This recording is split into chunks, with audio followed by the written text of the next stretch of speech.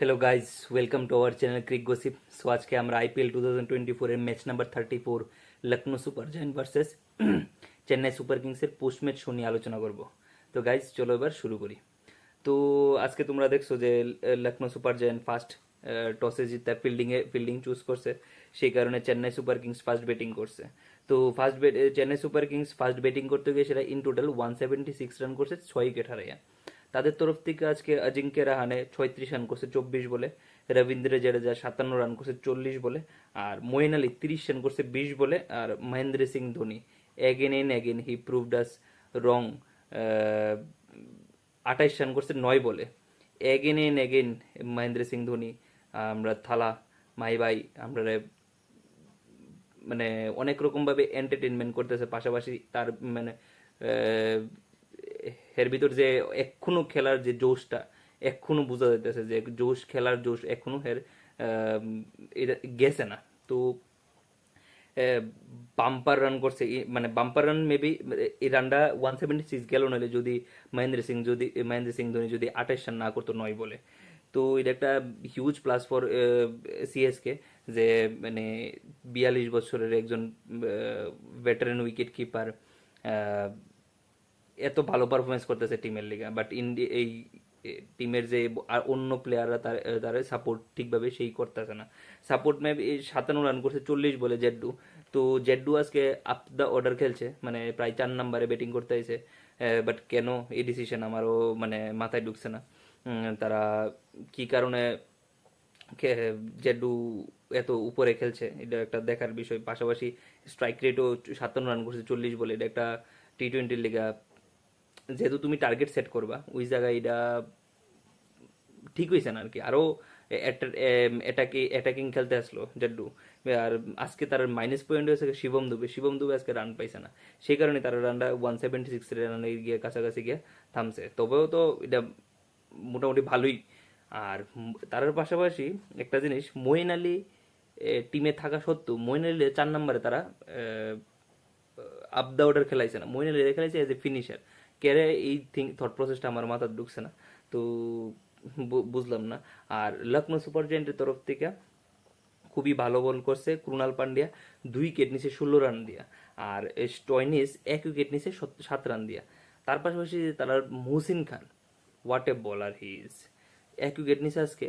But যদি আমি go to bowler, যদি আমরা টি-20 ওয়ার্ল্ড কাপের লিগে আমরা গো টু বোলার যে এখনো ভালো মানে ভালো পারফরমেন্স করতেছে ইন জেনারেলি, যদি রান বেশি লিক না করে, ঠিক আছে, রান তো হে লিক করে না ইন জেনারেলি, পাশাপাশি হে উইকেট টেকিং অপশনও দিতেছে as a left arm pacer, আমি মনে করি মহসিন খান আউট অ্যান্ড আউট চয়েস। কিন্তু মহসিন খানের একটা প্রবলেম হয়েছে, হে ইনজুর্ড থাকে, ম্যাক্সিমাম টাইম ইনজুর্ড থাকে। এবারের আইপিএলও 1-2টা ম্যাচ মেবি মিস করছে হে ইনজুর্ড থাকার কারণে। হে এই কারণে হে মানে চান্স ঠিকভাবে পাইতেছে না আর কি, ইন্ডিয়ান টিমে সিলেক্ট হওয়ার লিগা চান্সেস নিজে ক্রিয়েট করতেছে না। তার পাশাপাশি এই লখনৌ সুপার জায়ান্ট এই রানটা চেস করতে এসে 19 ওভারে চেস করে নিয়েছে। তাদের তরফ থেকে তো কুইন্টন ডিকক আর কে এল রাহুল পুরোপুরি ম্যাচটারে ডোমিনেট করছে আজকে। মাইনাস পয়েন্ট হয়েছে চেন্নাই সুপার কিংসের পাথিরানা, সেই একটা ভালো মানে বল ভালোই করছে, বাট উইকেট পাইছে না। তার পাশাপাশি অন্য বোলাররা যে দীপক চাহার, কে এই তুষার দেশপান্ডে, রবীন্দ্র জাডেজা, তারা আজকে মানে উইকেট নিতে পারছে না, ঠিক আছে না, উইকেট না নেওয়ার কারণেই আজকে এই ম্যাচটা মানে হারছে চেন্নাই। তো কুইন্টন ডিকক করছে 54 রান 43 বলে, আর কে এল রাহুল 81 রান করছে 53 বলে। আর বাকিটা নিকোলাস পুরান আর স্টেনিস পুরোপুরি খেলাটা শেষ করে লয়ে গেছে। তো এটা একটা মানে লখনৌ সুপার জায়েন্টের লিগেও huge plus for K L Rahul performance. K L Rahul আজকে 150 মোর দেন 150 স্ট্রাইক রেটে খেলছে। আমার মানে আমি প্রত্যেকবারই কয়েছি যে কোনো একটা ব্যাটসম্যান যদি সেকেন্ড ইনিংস খেলতে আয়, সেটা সেকেন্ড ইনিংসে টার্গেট চেস করতে আয়, সেটা হে যদি 10 বলে 5 রানও করে, আমার টিম যদি জিতে কোনো প্রবলেম নেই। এবার ওপেনার হোক আর যাই হোক, আমার টিম জিতেন তো হয়েছে কথা, ঠিক আছে। টিম না জিতলে তখনকে হেরে ক্রিটিসাইজ করা দরকার, যে তুই যে এই প্লেয়ারটা 20 ওভার 15 ওভার খেলছে তবু ম্যাচটা জিতেতে পারছে না। তো এটা একটা মানে তখন ক্রিটিসাইজ করা যায়। বাট যদি টিম জিততেছে ওই জায়গায় ক্রিটিসাইজ করাটা আমার মনে হয় না কোনো রকমের কোনো দরকার আছে। টিম জিতুক, টিম জিততে যদি একটা প্লেয়ার 10 বলে 5 রান করে, 20 বলে 15 রান করে 10 রান করে আমার কোনো প্রবলেম নাই, বা আমার না, মানে সব ফ্যান্স ভিউয়ার্সরা যারা আছে তারারও মনে হয় না কোনো রকমের কোনো প্রবলেম আছে বললা, কারণ টিম জিতেন তো আলটিমেট গোল। তো এই জায়গায় কে এল রাহুল আজকে ভালো পারফরমেন্স দেখা গেছে তাদের তরফ থেকে, মানে চেন্নাইয়ের তরফ থেকে কেউই ভালো বল করতে পারছে না। জাস্ট পাথিরানা 1 উইকেট নিচে 29 রান দিয়ে, আর মুস্তাফিজুর রহমান 1 উইকেট নিচে 43 রান দিয়ে। তো এটাই তারা মাইনাস পয়েন্ট হয়ে গেছে। আমি যদি চেন্নাই সুপার কিংসের এই জায়গাটাতে ধরি, তারা মানে মইন আলী রে খেলাইতেছে, সবাই খেলাইতেছে, বাট তার এদিকে একজন ওয়ার্ল্ড ক্লাস স্পিনার আছে, মানে মিচেল স্যান্টনার, তার হেরে কেরে খেলাইতেছে না। মানে আমি যদি ওয়ার্ল্ড ক্রিকেটে এখন যদি মানে বাম্পার একটা স্পিনার, মানে ইভেন কি হে টি-20 কোক, ওয়ান ডে কোক, টেস্ট কোক ভালো পারফরমেন্স করতে পারবো, ইভেন কি হে ব্রেন দিয়ে বল করে, আমার মনে হয় Mitchell Santner left arm spin bowler যারা। তো এই জায়গাতে সেন্টনারে তারা বেঞ্চে বয়ে রাখছে কে, এটা আমিও বুঝতে পারছি না। আজকে তো তারা এই ডেরেল মিচেলরে বয়া মইন আলীরে খেলাইছে, শরদুল ঠাকুরের বয়া দীপক চাহারে গেছে। দীপক চাহার তো একটা হের নাম দীপক চাহার না, হের নাম পেশেন্ট রাখার দরকার, 2 দিন পরে পরে ইনজুর্ড হয়ে যায়। তো কিরকম প্লেয়ার ভাই আমি বুঝি না, এত ইনজুর্ড থাকলে কেমন হইব? নিজের বডি, কাউর বডি নিয়ে কথা কোয়াটা আমি মনে করি না মানে জাস্টিফাইড, বাট এত ইনজুর থাকলে মানুষ ক্রিটিসাইজ করবই। হ্যাঁ, মানে যতবার এই টি-20 ওয়ার্ল্ড কাপ পাশাপাশি আয়ে, আইপিএল আয়ে, মানে এত ইনজুর পর্ন ফুলাফান মানে প্লেয়ার আমি খুব কমই দেখছি ইন্ডিয়ান ক্রিকেটে। এত ইনজুর পর্ন ফুলাফান আমি আর দেখছি না, বিশেষ করে ফাস্ট বোলিং অপশনে। আশিস নেয়ারও আসলো, মানে খেলছে, অনেক বছর খেলে গেছে, বাট বাট হে তো খেলছে কয় বছর, ম্যাক্সিমাম তো আইপিএলে খেলছে, বাট ইন্ডিয়ারও হয়ে কয়দিন খেলছে, মানে বুঝতে পারি না দীপক চারের কি প্রবলেম, এর কি রকমের ইস্যুজ, হেলথ ইস্যুজ আমি বুঝতে পারি না। আর তারা মইন আলী রেখে খেলাইছে, এটা আমি বুঝতে পারছি না। আর যদিও খেলায় তাই এত নিচে খেলাইয়া, মানে এত লোয়ার ডাউন খেলায়, আমি মনে করি এটা মইন আলীতে কোনো রকমের কোনো মানে পারফরমেন্স অ্যাকোয়ার করতে পারবো। অলদো হে আজকে 20 বলে 30 রান করছে, বাট হে যদি আপ দ্য অর্ডার খেলতো আমার মনে হয় না, আমার মনে হয় আর একটু বেটার হইতো। জাডেজার জায়গায় যদি হে খেলতো তাহলে মেবি মইন আলী যদি এই 40 বল ফেস করতো, যে বলটা জেড্ডু ফেস করছে, আমার মনে হয় আরো বেশি রান হইতো। তো এই জায়গাতে চেন্নাইয়ের কিছু একটা প্লাস পয়েন্ট হইতো। আর এলএসজির তরফ থেকে যদি আমি দেখি, মানে বিগ প্লাস কে এল রাহুল আর ডিককের পারফরমেন্স। কারণ লাস্ট কালকের প্রি ম্যাচ শোতেও কইছিলাম যে মেইন প্রবলেম হয়ে যাবো তার ডিকক আর কে এল রাহুল। ডিকক আর কে এল রাহুল যে পারফরমেন্স, মানে ওপেনিং পার্টনারশিপ আর কি, বা টপ অর্ডার যেটা, এটা যদি ভালো পারফরমেন্স করতে পারে তুলি হয়তো বা মানে এলএসজির লেগে একটু ফেভার হইব। তবে আমরা কালকে প্রেডিকশনটা এটা ভুল হয়েছে, যে ভাবছিলাম আজকে চেন্নাই জিতবো, মানে এলএসজির যে পারফরমেন্সটা আমরা দেখছি না লাস্ট, তো উইটার উপরে ডিপেন্ড করে আমরা ভাবছিলাম যে চেন্নাই জিতবো, ঠিক আছে না?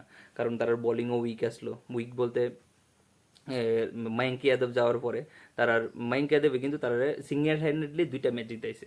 তো মায়াঙ্ক যাদব যাওয়ার পরে তার বোলিং ডিপার্টমেন্ট একটু উইক হয়ে আছে, আপ টু দ্য মার্ক কেউ পারফরমেন্স করতেছে না। তো এই জায়গাতে তারা ভাবছিলাম লখনৌ সুপার জায়ান্ট, পাশাপাশি তারা ব্যাটিংও কিছু কিছু উইক আছে, উইকলিং আছে, তো তারা টপ অর্ডার কেউ পারফরমেন্স করতেছে না, বোলিং ডিপার্টমেন্টও কিছু উইক আছে। এই কম্বিনেশন বা এই স্ট্র্যাটেজিক্যালি আমি কইছিলাম যে চেন্নাই জিতবো ম্যাচটা। অলদো আজকে এলএসজি খুব ভালো খেলছে, বোলিং ডিপার্টমেন্ট ব্যাটিং ডিপার্টমেন্ট দুটোই ভালো করছে। তো দেখা যাক নেক্সট নেক্সট ম্যাচগুলোতে কি করে এলএসজি আর চেন্নাই। তো আজকের ম্যাচের ডিসকাশনটা এখানেই শেষ করছি। এখন আমরা আগামীকালকের match Delhi Capitals versus Sunrise হায়দ্রাবাদের প্রি ম্যাচ শো নিয়ে আলোচনা করব। তো দিল্লি ক্যাপিটালস তো যেহেতু লাস্ট ম্যাচটা জিততে হয়েছে, আমার মনে হয় না কোনো রকমের কোনো চেঞ্জেস করব। যদি তারা চেঞ্জেস করে হয়তো ওই শাই হোপের জায়গাত মেবি ডেভিড ওয়ার্নার আইতে পারে, যদি ডেভিড ওয়ার্নার ফিট থাকে। তো এটাই হয়তো বা দিল্লি ক্যাপিটালস মানে চেঞ্জ করতে পারে। আর মনে হয় না আর কোনো রকমের কোনো চেঞ্জেস করবো। কুলদীপ যাদব ভালো পারফরমেন্স করতেছে, তো এই জায়গায় আমার মনে হয় না কোনো রকম চেঞ্জ করবো। আর সানরাইজ হায়দ্রাবাদও সেম। আমি শুধু সানরাইজ হায়দ্রাবাদে একটা মানে, তো অলদো তারা ব্যাটিং ডিপার্টমেন্ট খুবই ভালো করতেছে, বোলিংও মোটামুটি, কিন্তু খারাপ করতেছে না, ভালোই। তবে আমি চাইতেছি যে জয়দেব উনৎকটের জায়গায় ওয়াশিংটন সুন্দর তার টিমে আয়ুক। ওয়াশিংটন সুন্দর আইলে তো মেবি একটু ভালো হইব তারার, কারণ তারার এদিকে দিল্লি ক্যাপিটালসের ডেভিড ওয়ার্নার তারার লেফট আর্ম লেফটি ব্যাটার, তার পাশাপাশি ঋষভ পান্ত, এরপর এই কি জানি আরে অক্ষর পটেল, তারা দুই তিনজন লেফট লেফট আর্ম লেফট, তারা দুই তিনজন লেফটি ব্যাটার আছে। তো এই জায়গায় আমি মনে করি ওয়াশিংটন সুন্দর আনলে মেবি একটু ভালো হইব। এছাড়াও ওয়াশিংটন সুন্দরের কিছু চান্স দেওয়া দরকার। জয়দেব উনাদকট নো ডাউট যতটুকু করতেছে, কিন্তু আমরা যদি এসআরএইচ এর বোলিং ডিপার্টমেন্টটা দেখি, এই আরসিবির লগে যে সময় খেলছিল লাস্ট ম্যাচটাতে, এসআরএইচ ইন টোটালি 288 করছে, 287 করছে। এই রানটা আরসিবি 262-266 গেছে। এই জায়গাতে কিন্তু সানরাইজার্স হায়দ্রাবাদের বোলিং ডিপার্টমেন্টের চিন্তার বিষয়, কারণ সবাই ফিটা খাইছে, কেউ বাদ নাই। 262 রান করছে মানে কি এই সেকেন্ড ইনিংসে সবাই ফিটা খাইছে। তো এই জায়গাতে খুবই একটা চিন্তার বিষয়, মানে বোলিং ডিপার্টমেন্টাল আমি যদি দেখি, তারা মোস্ট প্রবাবলি বেশি ম্যাচ জিততেছে, কারণ হচ্ছে তারা ব্যাটিং এতভাবে মানে বুস্ট আপ করে দিতেছে বা এতভাবে এক্সপ্লোর হইতেছে, টার্গেট হাই রেঞ্জের টার্গেট করতেছে। তো এই জায়গাতে টার্গেট দিতেছে, তো এই জায়গাতে এসআরএইচ এর একটা প্লাস পয়েন্ট হয়ে জায়গা, বোলিং যাই করুক তারা জিততে যাইতেছে ম্যাচটা। তুমি আমরা মুম্বাই ইন্ডিয়ান্সের লোক ম্যাচটাতে যদি দেখি, তারা ইন টোটাল গিয়া মোর দেন 270 রান করে গেছে, আর এমআই চেস করতে এসে 235 সামথিং একটা এরকম রান করছে। সেম আরসিবির লোকে ব্যাটিং করতে এসে তারা 287 করছে, আর আরসিবি 262 করছে। তো দুইটা ম্যাচে বোঝা যাইতেছে তারা ব্যাটিং এর কারণে জিতছে, বোলিং এর কারণে জিতছে না, ঠিক আছে না? তো বোলিং যদি ভালো বোলিং করতে হয়তো বা তারা মানে মুম্বাই ইন্ডিয়ান্সও 180-200 করতে পারতো। আরসিবি তো অলরেডি উইকেট ফিরে গেছিল, আরসিবি উইকেট পড়ছে না, আরসিবিরও তারা মানে এই কি করতাম রেস্ট্রিক্ট করতে পারতো 180-200 এর কাছাকাছি, যেহেতু তারা 288 টার্গেট। তো এই জায়গাতে আমার মনে হয় সানরাইজার্স হায়দ্রাবাদের বোলিং ডিপার্টমেন্টে একটু ভাবার বিষয়, কারণ তারা যদি প্লে অফে যাওয়ার পর বা সাপোজ তারা ফাইনালি খেললো, এই ফাইনালে যদি এরকম বোলিং করে আমার মনে হয় না ফাইনাল তারা জিততে পারবো। তো এটা একটা চিন্তার বিষয়। আমি চাইতেছি যে ওয়াশিংটন সুন্দর আয়োগ এই জয়দেব উনাদকটের জায়গায়। তো দেখা যাক তারা আর কোনো রকমের কোনো চেঞ্জেস করেনি, যদি টেকটিক্যাল মুভের কারণে কোনো চেঞ্জেস করতে হয়, যদি তারা ফার্স্ট ব্যাটিং করে, আমার মনে হয় ট্রাভিসের ইম্প্যাক্ট প্লেয়ার হিসেবে সেকেন্ড ইনিংসে, ফার্স্ট ইনিংসে তো তারা ট্রাভিসেট আইবই, সেকেন্ড ইনিংসে ট্রাভিসের জায়গায় অন্য একটা বলার খেলাইব, এটা একটা টেকটিক্যাল মুভ হতে পারে। আর দিল্লি ক্যাপিটালস সেম টেকটিক্যাল মুভের কোনো কারণে যদি কোনো রকমের চেঞ্জেস হতে পারে, এছাড়া আর কোনো চেঞ্জেস আমি দেখি না। তো এটাই। তো আজকের ভিডিওটা এখানে শেষ করছি, আশা করি তোমাদের ভিডিওটা ভালো লাগবে। ঠিক এমনভাবেই বাকি টিমগুলো সম্পর্কে জানতে আমাদের YouTube channel Crick gossip subscribe করুন, তার পাশাপাশি লাইক এবং কমেন্ট করে আপনাদের মতামত জানান। থ্যাংক ইউ, গুড নাইট, শুভরাত্রি।